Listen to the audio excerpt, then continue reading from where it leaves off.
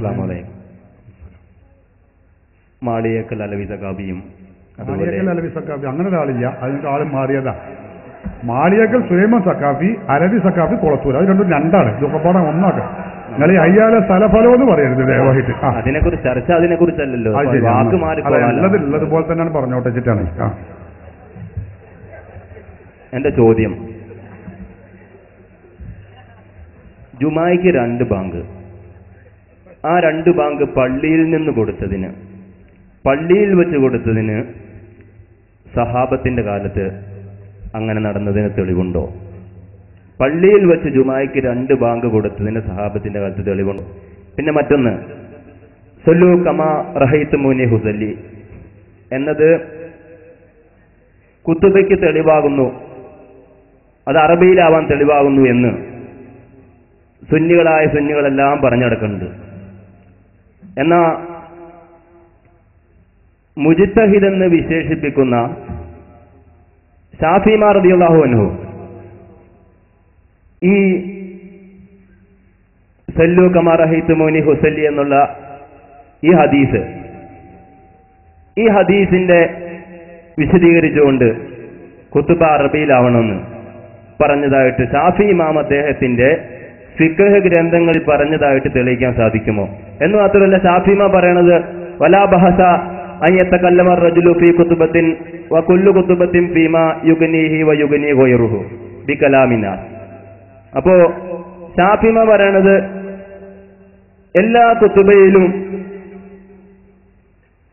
കുത്തുബ ഓതുന്നയാൾക്ക് മനസ്സിലാവുകയും അതുപോലെ കേൾക്കുന്ന ആളുകൾക്ക് മനസ്സിലാവുകയും ചെയ്യുന്ന അവർക്ക് ആവശ്യമായ കാര്യങ്ങൾ എല്ലാ കുത്തുബയിലും പറയാം എന്ന ഷാഫി ഇമാം പറയണത്. അപ്പോൾ അവർക്ക് ആവശ്യമായ കാര്യങ്ങൾ, ഇപ്പോ നിസ്കാരത്തിന്റെ കാര്യം, നോമ്പിന്റെ കാര്യം എല്ലാം ബി കലാമിന്നാസ്, ജനങ്ങളുടെ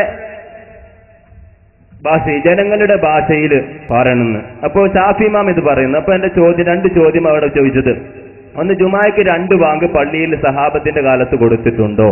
രണ്ടാമത്, ഷാഫി ഇമാം അദ്ദേഹത്തിന്റെ ഏതെങ്കിലും ഫിഖ് ഗ്രന്ഥത്തിൽ, മറ്റുള്ള ശേഷം വന്ന കാലഘട്ടത്തിലുള്ള ആളുകളല്ല, മുജ്തഹിദ് എന്ന് വിശേഷിപ്പിക്കപ്പെടുന്ന ഷാഫി ഇമാം അദ്ദേഹത്തിന്റെ ഗ്രന്ഥത്തിൽ, ഏതെങ്കിലും ഫിഖ് ഗ്രന്ഥത്തിൽ പറഞ്ഞതായിട്ട് ഖുതുബ അറബിയിലാവണമെന്ന നിബന്ധന പറഞ്ഞതായിട്ട് തെളിയിക്കുവാൻ സാധിക്കുമോ? ഇതാണ് എന്റെ ചോദ്യം. ഒന്നാമത്തെ ചോദ്യം, ജുമാക്ക് 2 ബാങ്ക് കൊടുക്കണം, അത് പള്ളിയിൽ വെച്ച് സ്വഹാബത്തിന്റെ കാലത്ത് 2 ബാങ്ക് കൊടുത്തിട്ടുള്ളതായി. ജുമാക്ക് 2 ബാങ്ക് വേണം. സ്വഹാബത്തിന്റെ കാലഘട്ടത്തിൽ ചില അഭിപ്രായ പ്രകാരം ഒരു പർവ്വതത്തിന്റെ മുകളിൽ നിന്നാണ് ഈ 2ാമത്തെ ബാങ്ക് കൊടുത്തത് എന്ന് ചിലർ അഭിപ്രായപ്പെട്ടിട്ടുണ്ട്. ജുമാക്ക് മുമ്പ് ബാങ്ക് കൊടുക്കണം, അത് 2 ആയിരിക്കണം. അത് സ്വഹാബത്തിന്റെ കാലഘട്ടം മുതൽക്ക് തന്നെ നിലവിലുള്ളതാണ്. അത് ചിലരുടെ അഭിപ്രായ പ്രകാരം പള്ളിയുടെ പുറത്താണ് ഉസ്മാൻ റളിയല്ലാഹുവിന്റെ കാലത്ത് കൊടുത്തിരുന്നത് ചില ആളുകൾ അഭിപ്രായപ്പെട്ടതായി കാണാം. അത് വെച്ചുകൊണ്ടാണ് ആ ചോദ്യം. പക്ഷെ ഇസ്ലാമിൽ അങ്ങനെ ഒരു നിയമമല്ല, 2 ബാങ്ക് വേണം. അത് സ്വഹാബത്ത് കൊടുത്തിട്ടുണ്ട്, അത് ഈ കാലം വരെ മുസ്ലിമീങ്ങൾ കൊടുക്കുന്നു. ഇനി 2ാമത്തെ ചോദ്യം എന്തായിരുന്നു? ഖുതുബയുടെ ഭാഷയെ കുറിച്ചായിരുന്നു. അവിടെ സല്ലു കമാ റഅയ്തുമൂനി ഉസല്ലി എന്ന ഹദീസാണ് എല്ലാ പണ്ഡിതന്മാരും ഖുതുബ വേണം എന്നതിനാണ് തെളിവാക്കിയിട്ടുള്ളത്. പിന്നെ ഷാഫി ഇമാമിനെങ്ങനെ ഊന്നി അദ്ദേഹം ചോദിക്കുന്നുണ്ട്. അതും വാസ്തവത്തിൽ ഒരു തട്ടിപ്പാണ്. മുജാഹിദുകൾ സാധാരണ നടത്താറുള്ള ഒരു തട്ടിപ്പ്. അദ്ദേഹം മുജാഹിദാണോ എന്നറിയില്ല, സാധാരണ മുജാഹിദുകൾ നടത്താറുള്ള ഒരു തട്ടിപ്പാണത്. കാരണം ഇമാം ഷാഫിഈ റഹ്മത്തുള്ളാഹി അലൈഹിയുടെ അഭിപ്രായങ്ങളും അദ്ദേഹത്തിന്റെ മദ്ഹബും, ഷാഫിഈ മദ്ഹബ് എന്ന് പറഞ്ഞാൽ തന്നെ അതിന്റെ നിർവചനം എന്താ?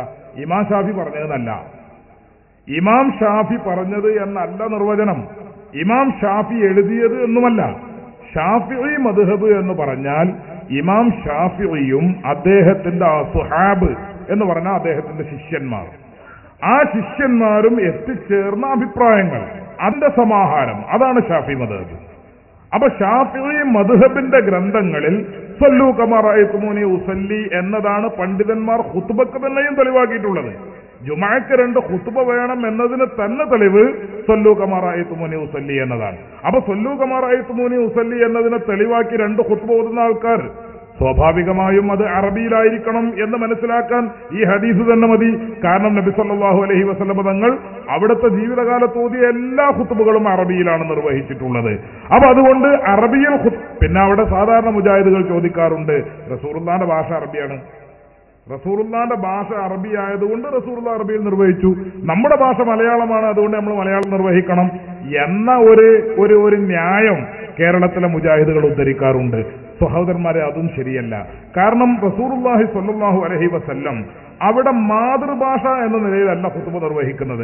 അങ്ങനെയാണെങ്കിൽ നമ്മുടെ കേരളത്തിലും മറ്റ് ഇതര രാജ്യങ്ങളിലും ഇസ്ലാമിക പ്രബോധനത്തിന് വേണ്ടി എത്തിച്ചേർന്ന അറബികളായ സ്വഹാബിമാർ അവര് മലയാളത്തിൽ ഖുത്ബ നിർവഹിക്കണ്ടേ? അല്ലെങ്കിൽ മാതൃഭാഷയിൽ ഖുത്ബ നിർവഹിക്കണ്ടേ? അവരാരും മാതൃഭാഷയിൽ ഖുത്ബ നിർവഹിച്ചിട്ടില്ല. അവർക്ക് മാതൃഭാഷ, കേരളത്തിലെ മാതൃഭാഷ അറിയാത്തത് കൊണ്ടുമല്ല, അത് ചരിത്രവിരുദ്ധമാണ്. ചരിത്രവിരുദ്ധമാണ്. ഇവിടെ ഇസ്ലാമിക പ്രബോധനത്തിന് വേണ്ടി വന്ന ആളുകൾക്ക് മലയാളം അറിയില്ലായിരുന്നു, അല്ലെങ്കിൽ കേരളത്തിന്റെ അന്നത്തെ ഭാഷ അറിയില്ലായിരുന്നു എന്ന് പറയുന്നത് എല്ലാ ചരിത്രങ്ങൾക്കും വിരുദ്ധമാണ്. അപ്പൊ ചുരുക്കത്തിൽ ഭാഷ അറിയാത്തത് കൊണ്ടല്ല, കേരളത്തിലും കേരളത്തിന്റെ ഇന്ത്യയുടെ മറ്റു ഭാഗങ്ങളിലും അതുപോലെ മറ്റ് രാജ്യങ്ങളിലുമൊക്കെ ഇസ്ലാമിക പ്രബോധനത്തിന് വേണ്ടി വന്ന സ്വഹാബിമാർ അവരാരും അറബിയല്ലാത്ത ഭാഷയിൽ ഖുത്ബ നിർവഹിച്ചിട്ടില്ല. മാതൃഭാഷയിൽ ആരും ഖുത്ബ നിർവഹിച്ചിട്ടില്ല. തിരിയണ്ടേ എന്ന ചോദ്യം കുറച്ചുകൂടി പ്രസക്തമായിരുന്നു അന്ന്. കാരണം നമുക്കന്ന് മദ്രസല്ല, പള്ളി ദർസുകളില്ല, ശരീഅത്ത് കോളേജുകളില്ല, ദീൻ പഠിക്കാനുള്ള സംവിധാനങ്ങളൊക്കെ കുറവാണ്. ആ കുറവായ കാലഘട്ടത്തിൽ പോലും കൊടുങ്ങല്ലൂരിലെ പള്ളിയിൽ അല്ലെങ്കിൽ കാസർഗോഡ് പള്ളിയിൽ സ്വഹാബിമാരെ ഖുത്ബ നിർവഹിക്കുമ്പോൾ ഈ വരുന്ന ആളുകൾക്ക് നിസ്കാരത്തിന്റെ ഫർദ് തിരിഞ്ഞോട്ടെ, അതുകൊണ്ട് ഞാൻ ആ ഫർദ് ഒന്ന് മാതൃഭാഷയിൽ പഠിപ്പിക്കട്ടെ എന്ന് സ്വഹാബത്ത് ചിന്തിച്ചിട്ടില്ല. കാരണം സ്വഹാബത്തിനറിയാം സ്വല്ലൂ കമാ റഅയ്തുമൂനി ഉസല്ലി, ഞാൻ നിസ്കരിച്ചതുപോലെ നിസ്കരിക്കാനാണ് റസൂലുള്ളാഹി കൽപ്പിച്ചത്. റസൂലുള്ളാഹി നിസ്കരിച്ചത് അറബിയിൽ 2 ഖുത്ബ നിർവഹിച്ച് അറബിയിലാണ് നിസ്കരിച്ചത്.